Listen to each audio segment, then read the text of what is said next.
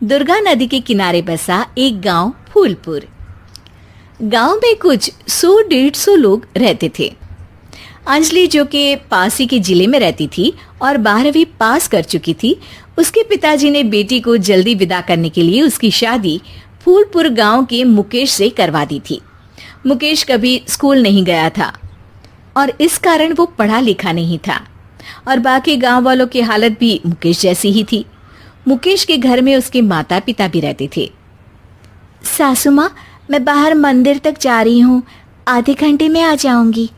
अरे अभी कहीं जाने की जरूरत नहीं है, चुपचाप जाके रसोई में रात के खाने की तैयारी करो। और ये घूंघट क्यों हटा लिया है तुमने? क्या पता नहीं कि इस गांव में औरतें बिना घूंघट के नहीं रहती? रात में अंजलि छत पर जाकर अपनी मम्मी से बात कर रही होती है। तभी गांव की 3-4 औरतें उसे देख लेती है और दरवाजे पर आकर उसकी सास से शिकायत करने लगती है। और क्या हुआ? अरे छत पे तो देखो, आपकी बहू मटक मटक के किसी से फोन पर बात कर रही है। दिन भर फोन पे लगी रहती है। अरे कल तो मंदिर के पास वो क्या कहते हैं, सेल्फी ले रही थी। शहर की बहू रखना अच्छा शान की बात है, पर देखना इसके लक्षण से ये तो तुम्हारे परिवार को बदनाम ना कर दे। ये पहली बार नहीं था जब सास से गांव के लोगों ने अंजलि की बुराई या शिकायत नहीं की हो। अब तो ये रोज की बात थी। अंजलि ये सब सुन लेती है। जब वो नीचे जाती है तो मुकेश भी वहां आ जाता है। सास कहती है, बेटा, लोग घर आकर शिकायत करने लगे हैं बहू के कामों की। देख लो, पति हो, संयम से रखो इसे।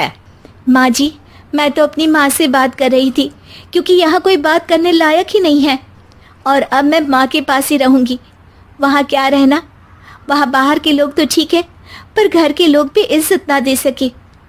अरे नहीं नहीं अंजलि, ऐसा नहीं है, धीरे धीरे सब ठीक हो जाएगा, तुम फिक्र ना करो। अरे बस कुछ बोलना ही नहीं है, सर पे चढ़ा रखा है बहू को। सास मुकेश की नरम बात सुन के वहां से मुंह चढ़ाकर चली जाती है। मैं तो कहती हूँ हम दोनों शहर चले जाते हैं।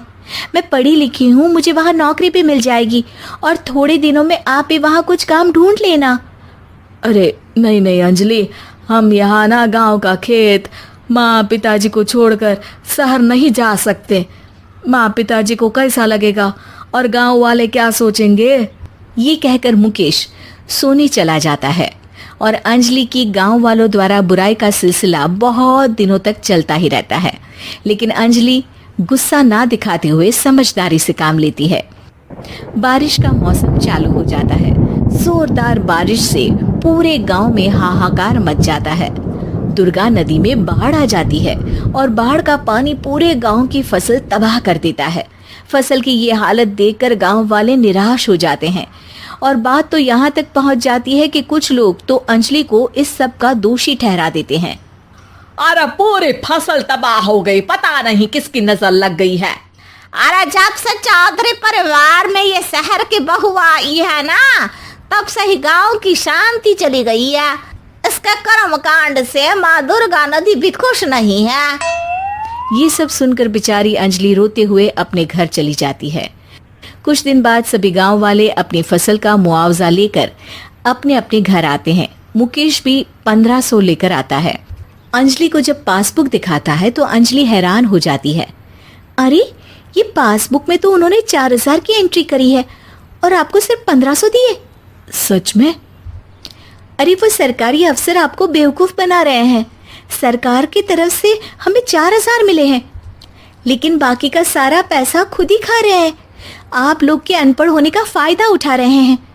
ये सब सुनकर मुकेश परेशान हो जाता है, लेकिन अंजलि उसे हिम्मत से काम लेने को कहती है और सुबह होते ही मुकेश को पंचायत कार्यालय ले जाती है और साथ में गांव के और लोगों को भी।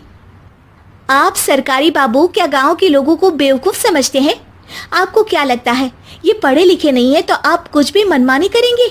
ये बेचारे दिन रात इतनी मेहनत करते हैं, ये हमारे अन्नदाता हैं और आप इनके साथ ऐसा धोखा करते हैं। अरे क्या बके जा रही है ये लड़की, किस धोखे की बात कर रही है? अपने कांड करके नदी माँ को नाराज करके हमारा नुकसान करके इसे चैन नहीं मिला क्या? सरपंच जी, इन सरकारी बाबू ने मुझे बेवकूफ बनाया है और मेरे हिस्से के पैसे खुद चट कर गए। बस ये सुनते ही सरपंच वहां से दुम दबाकर भाग जाता है। पता चलता है कि जनपद अधिकारियों ने गांव के सरपंच के साथ मिलकर सबके साथ धोखा किया है। सब लोगों का विरोध शुरू हो जाता है और आखिर में अधिकारी सब गांव वालों के हिस्सों के बचे हुए पैसे उन्हें लौटा देते हैं और कई दिन तक सरपंच गांव में लौटता ही नहीं। अंजलि, तुम नहीं होती तो हम गांव वालों को तो पता ही नहीं चलता कि ये हमें हर बार बेवकूफ बनाते हैं। हाँ हाँ अंजलि बेटी, हमें माफ कर दो।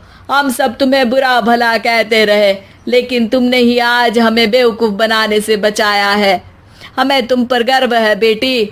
अब समझ आया कि सरपंच तुमसे नहीं, तुम्हारे पढ़े लिखे होने से नफरत करता था। क्यों ना इस बार हम अंजलि को ही सरपंच पद के लिए चुन ले?